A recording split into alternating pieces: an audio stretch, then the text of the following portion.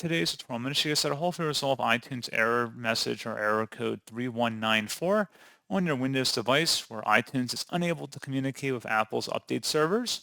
So this should hopefully be a pretty straightforward process, guys. And without further ado, let's go ahead and jump straight into it. First thing I recommend doing would be just to make sure your date and time settings are correct down your system tray. If not, right-click on it and then adjust date or time.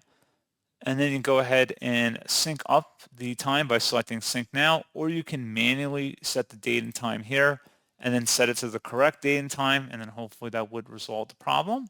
Something else you can try here as well would be to right click on iTunes, and then you want to run it as an administrator and select yes, and see if that is able to resolve the issue, at least temporarily, and see if that's what's causing it. Maybe you have to sign in with an administrator account instead.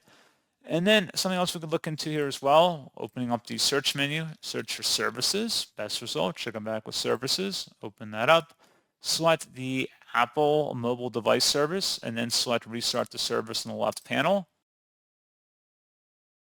And then hopefully again, that should be able to resolve the problem. So as always, thank you for watching this brief tutorial. I do hope I was able to help you out, and I do look forward to catching you all in the next tutorial. Goodbye.